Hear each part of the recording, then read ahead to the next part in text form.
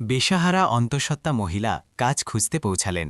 কোম্পানির মালিক বেরোলেন তার বিবাহ বিচ্ছেদ হওয়া স্বামী। তারপর যা হল, মানবতা কেঁদে উঠল। বন্ধুরা, রাজস্থানের ছোট একটি কসবা কিষানপুরায় বসবাসকারী পূজা শর্মা একজন শিক্ষিত, সংস্কারী এবং অত্যন্ত শান্ত স্বভাবের মেয়ে ছিল। ঘরে তার বাবা মা মোহনলাল শর্মা ও সুস্মিতা দেবী এবং একটি ছোট ভাই অভি ছিল, যে তখন স্কুলে পড়ত। মোহনলাল একজন সাধারণ কৃষক ছিলেন, কিন্তু নিজের মেয়ের পড়াশোনায় কোনো কমতি রাখেননি। তার সবসময় স্বপ্ন ছিল যে তার মেয়ে যেন একটি ভালো ঘরে যায়, যেখানে সে সম্মান ও ভালোবাসা পায়। পূজা বিএ পাশ করার পর বাড়িতেই সেলাই এবং বাচ্চাদের টিউশনি পড়ানোর কাজ করত। তার হাসি খুশি ভাব এবং দায়িত্বশীলতা দেখে পুরো মহল্লার মানুষ তার প্রশংসা করতে ক্লান্ত হতো না। সময় গড়ানোর সাথে সাথে যখন পূজার বয়স বিয়ের যোগ্য হল, তখন সুস্মিতা দেবী এবং মোহনলাল তার জন্য সম্বন্ধ খুঁজতে শুরু করলেন। অনেক জায়গায় কথা চলল, কিন্তু কোথাও প্যাটে বলে মিলল না। একদিন সুস্মিতা দেবীর এক পুরনো বান্ধবী কমলাজি এলেন এবং তিনি জানালেন যে তাদের গ্রাম ধৌলাগড়ে একটি ভালো পরিবার আছে। একমাত্র ছেলে সরকারি চাকরি করে এবং পরিবারটিও সংস্কারী। সেই ছেলের নাম ছিল মোহিত মিশ্র। সম্বন্ধ শুনে মোহনলাল বললেন, যদি ছেলে সত্যি ভালো হয় তবে একবার গিয়ে দেখে আসি। কিছুদিন পর দুই পরিবার দেখা করল। মোহিতের বাবা মা খুব ভদ্র এবং সাধারণ মানুষ ছিলেন। ছেলে প্রথম দেখাতেই সবার পছন্দ হয়ে গেল। পরিষ্কার পরিচ্ছন্ন, কথা বলায় বুদ্ধিমান এবং পরিবারের মর্যাদা রক্ষাকারী। অন্যদিকে মোহিতও পূজাকে দেখে হেসে মাথা নিচু করে নিল। সবকিছু খুব দ্রুত ঠিক হয়ে গেল এবং পরের মাসের শুভ তারিখে বিয়ের লগ্ন বের হল। বিয়ের দিন পুরো গ্রামে উৎসবের আমেজ ছিল। ব্যান্ড বাজনার শব্দ, আত্মীয় স্বজনের ভিড় এবং পূজার সাজানো জড়ি দেখে সবাই বলে উঠল, কি ভাগ্যবতী মেয়ে। বর কনে সাত পাকে ঘুরে একে অপরের হয়ে গেল। যখন পূজা বিদায় নিয়ে নতুন বাড়িতে পৌঁছাল, তখন তাকে অনেক আদর ও স্নেহে বরণ করা হল। মোহিতের বাবা মা পুত্রবধূকে মেয়ের মর্যাদা দিলেন। মোহিতের বাবা গণেশপ্রসাদ বললেন, মা, এখন এই ঘর তোমারও ততটাই যতটা আমাদের। পূজা মনে মনে ভাবল, কত ভালো পরিবার, ভগবান আমাকে সত্যিই কপাল দিয়েছেন।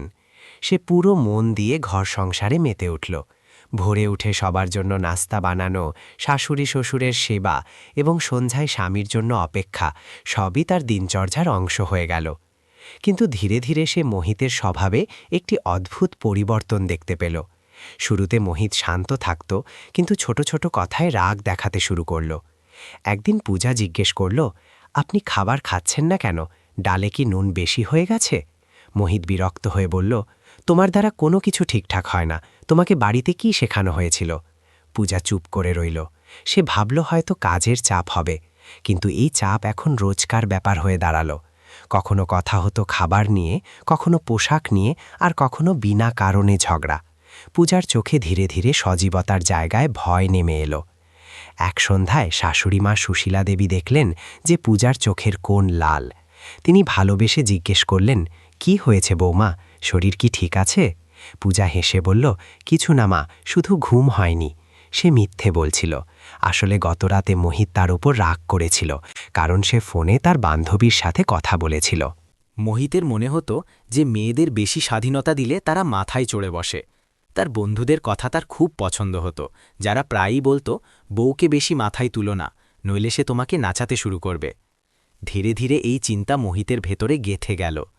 সে পূজার কথা বলা, হাসা, এমনকি নিজের মায়ের সাথে মনের কথা বলাও বন্ধ করে দিল। পূজার শ্বশুর গণেশপ্রসাদ অনেকবার বোঝানোর চেষ্টা করতেন, বেটা, মেয়ে মানুষ কোনো গোলাম নয়, সেও একজন মানুষ। কিন্তু মোহিত তেড়ে উঠে বলত, আমি জানি কিভাবে ঘর চালাতে হয়, আপনারা মাঝখানে পড়বেন না। পূজা সব শুনত, কিন্তু চুপ থাকত। সে নিজেকে বোঝাত, বিয়েতে তো সবাই অল্প স্বল্প ঝগড়া করে, হয়তো সময়ের সাথে সব ঠিক হয়ে যাবে। কিন্তু সময় কাটতে লাগল আর পরিস্থিতি আরও খারাপ হতে লাগল। একদিন যখন বিয়ের 2 বছর কেটে গেছে, ঘরে দীপাবলি আসছিল। পূজা খুব আদর করে বলল, মোহিত, বাজার থেকে কিছু জিনিস আনবে কি? লাইট বদলাতে হবে, মিষ্টিও বানাতে হবে। মোহিত সংবাদপত্র নিচে রেখে বলল, সবসময় তোমার বাহানা চাই টাকা খরচ করার। পূজা বলল, কিন্তু উৎসব তো, ঘরে একটু সাজগোজ তো হওয়া উচিত। মোহিত রেগে গেল, আমাকে শেখাচ্ছ নাকি ঘর কিভাবে চালাতে হবে? আর এতটুকু বলেই সে রাগে তার হাতের তালিকাটা ছিনিয়ে নিয়ে ফেলে দিল।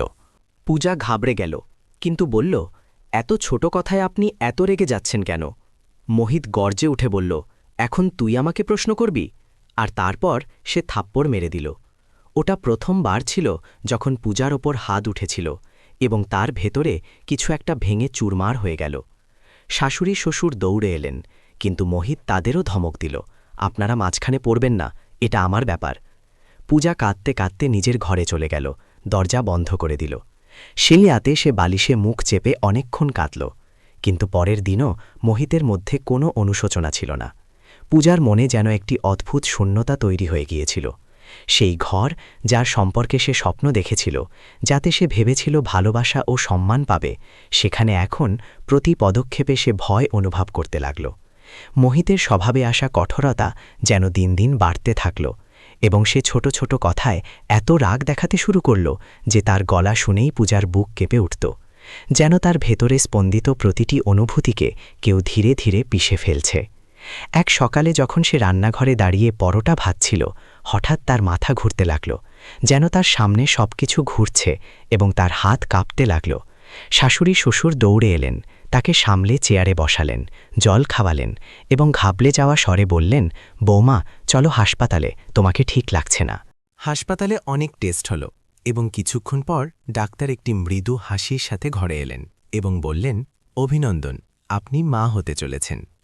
সেই 3টি শব্দ এক মুহূর্তের জন্য পূজার শুকনো আত্মায় যেন কোনো মিষ্টি ফোঁটা ঢেলে দিল। সে মা হতে চলেছে, তার কোল ভরতে চলেছে। কিন্তু সেই খুশি যেন তার গলায় আটকে গেল, কারণ সে জানত বাড়িতে ফিরে মোহিতের মুখ কেমন হবে, তার প্রতিক্রিয়া কেমন হবে। শাশুড়ি শ্বশুর খুশিতে আত্মহারা হচ্ছিলেন, কিন্তু মোহিত যখন শুনল, তার মুখ একদম ভাবলে ক্ষীণ ছিল। কোনো খুশি নেই, কোনো অনুভূতি নেই, যেন এই খবরটি তার কাছে কোনো মানেই রাখে না। সে শুধু বলল, ঠিক আছে, এবং নিজের ঘরে চলে গেল। সেই রাতে পূজা পাশ ফিরতে ফিরতে পুরো আকাশ দেখল। যতই সে নিজের মনকে বোঝাত যে হয়তো সময়ের সাথে সব বদলে যাবে, কিন্তু ভেতরের একটি ভয় ছিল যা প্রতিটা নিঃশ্বাসের সাথে বাড়ছিল। দিন কাটতে লাগল এবং পূজার প্রেগন্যান্সি বাড়তে থাকল। শাশুড়ি শ্বশুর খুব খেয়াল রাখতেন, কিন্তু মোহিতের রাগ এখন আরও তীব্র হয়ে উঠেছিল। সেই কথায় কথায় চিৎকার করতে শুরু করেছিল, কখনো খাবার পানসে হওয়ার জন্য, কখনো কাপড় ঠিকঠাক না রাখার জন্য, কখনো বিনা কারণে। তার গলার আওয়াজ এখন ঘরে ঝড়ের মতো প্রতিধ্বনিত হতে লাগল। অনেক সময় সে হাত তুলতেও তৈরি হয়ে যেত, কিন্তু তার বাবা মা কোনোভাবে মাঝখানে এসে সামলে নিতেন। পূজা সব সহ্য করতে থাকল। সে তার বাপের বাড়িতে ফোন করতে চাইত না, কারণ তার ভয় ছিল যে তার বাবা মা দুশ্চিন্তা করবেন এবং তার মা কেঁদে কেঁদে অসুস্থ হয়ে পড়বেন। কিন্তু তারপর জীবন তাকে এমন এক আঘাত দিল যা সে কল্পনাও করেনি। এক রাতে মোহিত অফিস থেকে ফিরল, তার মুখে রাগ পরিষ্কার দেখা যাচ্ছিল। পূজা ধীরে বলল, খাবার দেব? মোহিত চিৎকার করল, রোজ একই প্রশ্ন, তুমি আর কিছু পারোই না। সে চুপ করে রইল। কিছুক্ষণ পর সে সাহস করে বলল, ভাবছিলাম কাল বাজার থেকে উৎসবের জিনিস। কথা শেষও হয়নি যে মোহিত রাগে তার হাত থেকে থালা ছিনিয়ে নিয়ে মেঝেতে ফেলে দিল এবং তারপর তেজের সাথে এসে তার কাঁধ ধরল ও ধাক্কা দিল। পূজা টলমল করে দেওয়ালে গিয়ে ধাক্কা খেল। শাশুড়ি শ্বশুর চিৎকার করে বাইরে এলেন, মোহিত, এটা কি করছিস? কিন্তু সে মানল না। তার চোখে অদ্ভুত এক উন্মাদনা ছিল, যেন সে সবকিছু নিজের বিরুদ্ধে ভাবছিল। হঠাৎ সে পূজার বাহু ধরে দরজার দিকে টেনে নিয়ে গেল এবং রাগে বলল, বেরিয়ে যা আমার ঘর থেকে। শাশুড়ি শ্বশুর চিৎকার করে আটকাতে থাকলেন, কিন্তু মোহিতের রাগ যেন অন্ধ হয়ে গিয়েছিল। সে কোনো দয়া, কোনো লজ্জা ছাড়াই নিজের অন্তঃসত্ত্বা স্ত্রীকে বাইরে ধাক্কা দিয়ে বের করে দিল। পূজার পা টলতে লাগল, চোখ থেকে জল ঝরতে থাকল, বুক ভেঙে চুরমার হয়ে গেল, কিন্তু সে আর পিছন ফিরে তাকাল না। সে রাস্তায় একা দাঁড়িয়েছিল, ভেতরে একটি সন্তান, বাইরে অন্ধকার, আর জীবন কোথাও মাঝখানে ঝুলে আছে। বেশ কিছুক্ষণ পায়ে ব্যথা হতে লাগল, কিন্তু সে হাঁটতে থাকল। অবশেষে সে তার বাপের বাড়িতে পৌঁছে গেল। দরজা খুলতেই তার বাবা মোহনলাল তাকে দেখলেন এবং ঘাবড়ে গেলেন। মা, এই কি হাল করেছিস? কি হয়েছে? আর পূজা ফুটিয়ে কেঁদে উঠল। সে পুরো সত্য জানিয়ে দিল। মা এবং বাবা স্তব্ধ হয়ে গেলেন। মোহনলালের মুখে একজন বাবার কষ্ট পরিষ্কার দেখা যাচ্ছিল যখন তিনি বললেন, কোনো ব্যাপার না মা, তুই এখানেই থাক। যতদিন আমি বেঁচে আছি, তুই আর তোর সন্তান কখনো না খেয়ে ঘুমবি না। পূজা তাকে জড়িয়ে ধরল এবং কাঁদতে কাঁদতে বলল, আমি আর কখনো ফিরে যাব না, যাই হোক না কেন। আর তারপর জীবনের এক নতুন লড়াই শুরু হলো, যখন 1 মাস পর সে জানতে পারল যে সে অন্তঃসত্ত্বা ছিল। যখন সে শ্বশুরবাড়ি থেকে বের করে দেওয়া হয়েছিল, তখন তার মনে একটি অদ্ভুত কষ্টও ছিল এবং একটি আশাও। সে ভেবেছিল, পৃথিবী পাশে থাকুক বা না থাকুক, এই সন্তান আমার সাথে অবশ্যই থাকবে। মা তাকে অনেক বোঝাতেন যে একা লালন পালন সহজ হয় না, কিন্তু পূজা নিজের কথায় অটল রইল। তারপর কপাল আরও একটি গভীর আঘাত দিল। পূজার মা এই শোকের ধকল সতে না পেরে অসুস্থ হতে লাগলেন এবং কিছু মাসের মধ্যেই এই দুনিয়া ছেড়ে চলে গেলেন। সেই দিনের পর পূজার ওপর দায়িত্বের পাহাড় ভেঙে পড়ল। একজন অসুস্থ বাবা, একটি ছোট ভাই এবং পেটে বেড়ে ওঠা সন্তান। ঘরে টাকা কম ছিল। বাবার ওষুধ, ভাইয়ের পড়াশোনা, খাওয়া দাওয়ার অভাব সব একসাথে যেন গলা টিপে ধরতে লাগল। টাকা শেষ হতে থাকল এবং কিছুদিনের মধ্যেই সব সঞ্চিত পুঁজি শেষ হয়ে গেল। বাবা রোজ বলতেন, মা তুই চিন্তা করিস না, আমি আছি তো। কিন্তু তাদের দুর্বল শরীর বেঁকড়ে পূজা জানত যে তিনি কেবল মন ভোলানোর চেষ্টা করছেন। অবশেষে যখন পরিস্থিতি অত্যন্ত কঠিন হয়ে গেল, পূজা ভাবল আমাকে চাকরি করতে হবে, এমনকি আমি 7 মাসের অন্তঃসত্ত্বা কেন না হই। সেই তার ফাইল তুলে নিল, এদিক ওদিক ঘুরে বেড়াল, কিন্তু সব জায়গায় একই জবাব। এই অবস্থায় কিভাবে কাজ করবেন? আমরা পার্মানেন্ট কর্মী খুঁজছি, ডেলিভারি হয়ে যাবে, ছুটি নিয়ে নেবেন। প্রতিদিন একটি নতুন প্রত্যাখ্যান, প্রতিদিন একটি নতুন নিরাশা। তারপর একদিন যখন সে মোড়ে বসে সংবাদপত্র পড়ছিল, সে একটি চাকরির বিজ্ঞাপন দেখল। যোগ্যতাও তার মতোই, এবং লেখা ছিল জরুরি নিয়োগ। সে একটি আশার মতো উঠে দাঁড়ালো এবং বলল, হয়তো কপাল আজ বদলে যাবে। সে জানত না যে কপাল বদলাতেই চলেছে, কিন্তু কোন দিকে তার কোনো আন্দাজই ছিল না। পূজা সেদিন নিজের ফাইলটি বুকের কাছে ধরে রেখে ধীরে ধীরে অটো থেকে নামল এবং সামনে দাঁড়িয়ে থাকা সেই বড় বিল্ডিংটির দিকে তাকাতে লাগল, যেন ওটা কোনো অন্য দুনিয়া। তার পা ভারী ছিল, কিন্তু তার মনে একটি ছোট আলো জ্বলছিল, যে হয়তো কোথাও না কোথাও ভগবান তার জন্য কোনো পথ রেখেছেন। সে ধীরে ধীরে ভিতরে গেল, নাম লেখালো এবং অপেক্ষার চেয়ারে বসে পড়ল। পেটের বোঝা, পায়ের ফোলা ভাব, মুখের ক্লান্তি সব তার ওপর চেপে বসেছিল, কিন্তু তবুও সে নিজেকে সামলাল। বারবার জলের বোতল খুলে এক এক চুমুক জল খেতে লাগল, হাত ফাইলের ওপর রাখা, যেন নিজের সাহসকে ধরে বসে আছে। তার নম্বর আসতেই চলেছিল যে সে দরজায় লাগানো নেম প্লেট দেখল, ইন্টারভিউ নেওয়ার অফিসার রোহন মেহরা। এই নামটি তার মনে কোনো আলোড়ন তৈরি করতে পারল না। সে চুপচাপ উঠে দাঁড়াল, নিজের ওড়নার কোণ ঠিক করল এবং ধীরে ধীরে ঘরের দরজা ধাক্কা দিয়ে খুলল। কিন্তু যেমনই তার নজর ভেতরে বসা ব্যক্তির ওপর পড়ল, তার পা একদম পাথর হয়ে গেল। সেই মুখ, সেই চোখ, সেই স্থিরতা। পূজার নিঃশ্বাস আটকে গেল, গলা শুকিয়ে গেল। সেই মানুষ অন্য কেউ নয়, মোহিতই ছিল। ঠিক সেই মোহিত যে তাকে অন্তঃসত্ত্বা অবস্থায় ঘর থেকে বাইরে ধাক্কা দিয়ে বের করে দিয়েছিল, যে তার মনে সবচেয়ে গভীর ক্ষত রেখে গিয়েছিল। পূজার বুক ধরফর করতে লাগল। সে কিছু না বলে পা পিছিয়ে নিল এবং পা টিপে টিপে বাইরে যেতে লাগল, যেন তার শিরায় রক্ত নয়, ভয় বইছে। কিন্তু তখনই একটি কণ্ঠস্বর প্রতিধ্বনিত হল, পূজা, থামো। সে জমে গেল, তার পিঠ কাঁপছিল। হঠাৎ তার মনে হল যেন তার সব শক্তিকেও কেড়ে নিয়েছে। মোহিত নিজের চেয়ার থেকে উঠল। তার গলার স্বর আগের মতো কঠোর ছিল না, তাতে ঘাবড়ানি ছিল, অনুশোচনা ছিল, ভেঙে পড়া ভাব ছিল। পূজা, তুমি এখানে? আর এই অবস্থায়? পূজা ধীরে ধীরে ঘুরে তার দিকে তাকাল, চোখে জমা কষ্ট ঝরে পড়ার জন্য তৈরি ছিল। কেন? কি করব আমি এখানে? চাকরি খুঁজতে এসেছি, কারণ এখন আমার কাছে আর কোনো অবলম্বন নেই। মোহিত তার অবস্থা দেখে অবাক হয়ে গেল। তার চোখ পূজার পেটের দিকে চলে গেল। সে কিছুক্ষণ চুপ রইল, তারপর ভাঙা গলায় বলল, এটি কার সন্তান? পূজার চোখে জল ভরে এলো, কিন্তু সে শক্ত রইল। ধীরে বলল, অন্য কারো নয়, তোমারই। সেই মুহূর্তে যেন ঘরের হাওয়াও থমকে গেল। মোহিতের চোখ বড় হয়ে গেল, মুখ অসাড় হয়ে গেল, ঠোঁট কাঁপতে লাগল। সে চেয়ারে বসে পড়ল, যেন তার হাত পা অবশ হয়ে গেছে। পূজা, আমি জানতামই না। তার স্বরে প্রথমবার সত্যিই কষ্ট ছিল, সেই কষ্ট যা হয়তো সে এখন পর্যন্ত কখনো অনুভব করেনি। পূজা বলল, এখন জেনে কি করবে? আমি তোমার উপর আশা রাখা অনেক আগেই ছেড়ে দিয়েছি। আমার শুধু চাকরি চাই, যাতে আমি আমার বাবা ও ভাইয়ের চিকিৎসা করাতে পারি। মোহিত মাথা নিচু করল, তার চোখ ভরে এলো। সে ধীর ভাঙা গলায় বলল, পূজা, আমি বদলে গেছি, সত্যিই বদলে গেছি। তোমার চলে যাওয়ার পর যেন আমি নিজের মুখ আয়নায় চিনতে পারতাম না। শাশুড়ি শ্বশুরও আমার সাথে কথা বলা বন্ধ করে দিয়েছিলেন। বন্ধু যাদের কথায় এসে আমি তোমাকে কষ্ট দিতাম সবাই আমাকে একা ছেড়ে চলে গেল। আমি নিজের চাকরিও ছেড়ে দিয়েছিলাম কয়েক মাসের জন্য। পাগল হয়ে গিয়েছিলাম আমি। পূজা কষ্টে ভরা গলায় বলল, তো এখন কি চাও? যে আমি আবার তোমার সাথে চলে যাই, আবার সেই একই জিনিস সহ্য করি? মোহিত সাথে সাথে মাথা তুলল। না, যদি তুমি আসতে না চাও তবে এসো না, কিন্তু আমাকে একটি সুযোগ দাও যাতে আমি তোমাকে সাহায্য করতে পারি। তুমি আমার স্ত্রী এবং এই সন্তান আমার। পূজা দীর্ঘশ্বাস নিল। সে কাঁদতে চাইছিল, চিৎকার করতে চাইছিল, কিন্তু খামোশ রইল। মোহিত, আমার শুধু চাকরি চাই। আমার বাবা অসুস্থ, আমার ভাই জ্বরে আছে, ঘরে খাবার পর্যন্ত নেই। তোমার ওপর আশা রাখা এখন আমার সাধ্যে নেই। মোহিত তখনই বলল, ঠিক আছে, চাকরি তোমার, আজ থেকে বিনা কোনো শর্তে। পূজা কিছুক্ষণ তার দিকে তাকিয়ে রইল। সে কি সত্যিই বদলে গিয়েছিল, নাকি এটি শুধু একটি নতুন মুখোশ ছিল? কিন্তু তার কাছে প্রশ্ন করার সময় ছিল না। তাকে তার পরিবারের জন্য, তার সন্তানের জন্য বেঁচে থাকার জন্য এই চাকরিটি দরকার ছিল।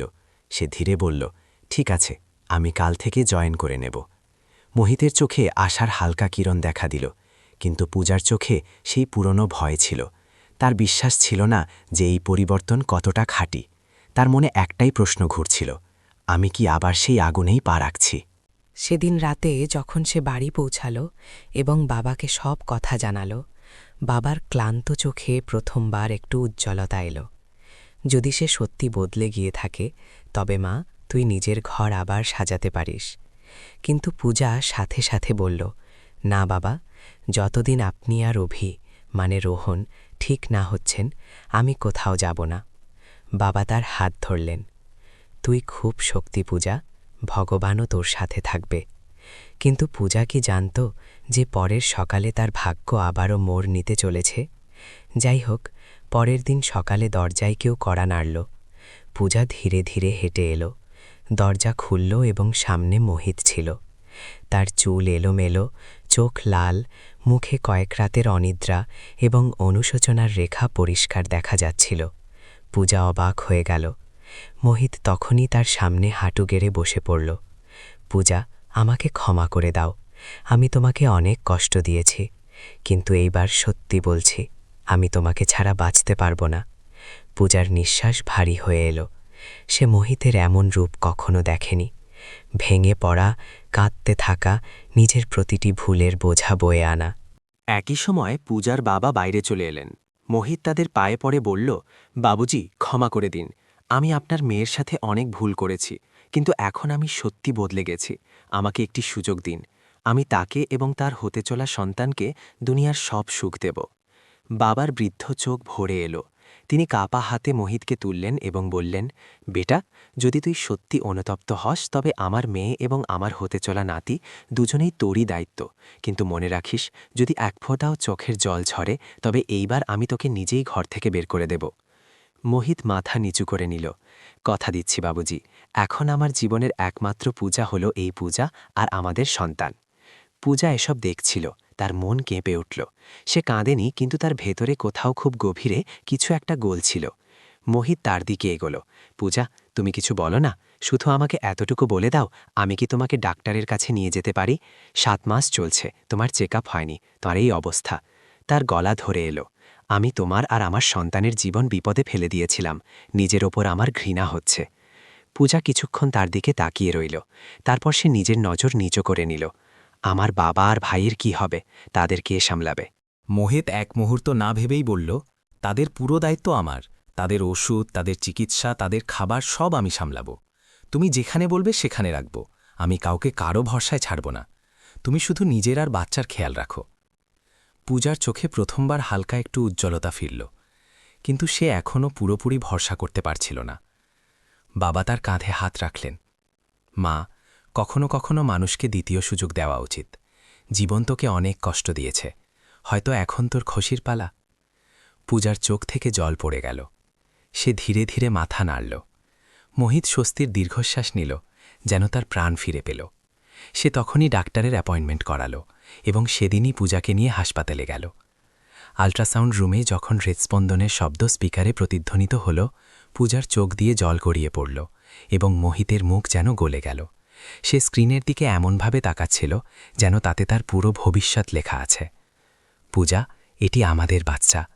তার গলা কাঁপছিল এবং আমি কথা দিচ্ছি আমি এর জন্য সবচেয়ে ভালো বাবা হব। পূজা কিছু বলেনি, কিন্তু তার বুকের বোঝা হালকা হতে শুরু করেছিল। ডাক্তার রিপোর্ট দেখে বললেন, বাচ্চা একদম ঠিক আছে, কিন্তু পূজার বিশ্রামের খুব প্রয়োজন, অনেক স্ট্রেস সহ্য করেছেন উনি। মোহিত রিপোর্টটি এমনভাবে ধরল যেন ওটি কোনো পবিত্র গ্রন্থ। সে ধীরে বলল, এখন আর কোনো কষ্ট হবে না। সেই দিন থেকে সে পূজাকে নিজের বাড়িতে নিয়ে গেল। বাবা মা পূজাকে মন থেকে স্বাগত জানালেন, যেন পুরনো ভুলের বোঝা তারাও নিজেদের কাঁধ থেকে নামাচ্ছেন। মোহিত নিজের বাড়িতে তার জন্য একটি আলাদা আরামদায়ক ঘর তৈরি করল। দোয়া, ভালোবাসা, নিরাপত্তা সব কিছু যা সে আগে দিতে পারেনি এখন প্রতিদিন প্রতি মুহূর্তে দিতে লাগল। ডেলিভারির সময় এলো এবং একটি মিষ্টি পুত্র সন্তান জন্ম নিল। মোহিত প্রথমবার তাকে কোলে নিয়ে ফুপিয়ে কেঁদে উঠল, আমার বাচ্চা, আমার দুনিয়া। পূজা তাকে দেখতে থাকল এবং প্রথমবার তার মনে এই অনুভূতি জাগল যে হয়তো এইবার মোহিত সত্যি বদলে গেছে। সেই রাতে বাচ্চা পূজার কোলে ঘুমাচ্ছিল এবং মোহিত দরজার কাছে বসে তাদের দেখছিল। পূজা, জানো, আমি আমার জীবনের সবচেয়ে বড় ভুল করেছিলাম তোমাকে হারিয়ে। এখন আমি প্রতিদিন সেই ভুল ঠিক করব। কখনো নিজেকে একা ভেব না। পূজা ছেলের মাথায় হাত বোলাল এবং চোখ বন্ধ করল। দীর্ঘ সময় পর সে নিজেকে নিরাপদ অনুভব করল। ভাগ্য তাকে অনেক ঘুরিয়ে আবার সেই জায়গায় এনে দাঁড় করিয়েছিল, কিন্তু এইবার সময় বদলে গিয়েছিল। বন্ধুরা, কখনো কখনো মানুষ নিজের সবচেয়ে মূল্যবান জিনিস হারানোর পরই বুঝতে পারে যে সম্পর্ক রাগ দিয়ে নয়, ভালোবাসা ও সম্মান দিয়ে চলে। যদি সময় থাকতে কেউ নিজের ভুল শুধরে নয়, তবে হয়তো জীবন তাকে দ্বিতীয় সুযোগ দেয়। কিন্তু মনে রাখবেন, যে কোনো মহিলার সম্মান ও নিরাপত্তা সবার আগে, এবং তার চোখের জল কখনো কোনো সম্পর্কের মূল্য হওয়া উচিত নয়। কিন্তু আপনার কি মনে হয়, পূজা সঠিক সিদ্ধান্ত নিয়েছিল? সম্পর্ককে কি সবসময় দ্বিতীয় সুযোগ দেওয়া উচিত, নাকি কিছু ভুল কখনো ক্ষমা করা যায় না? কমেন্টে অবশ্যই জানান।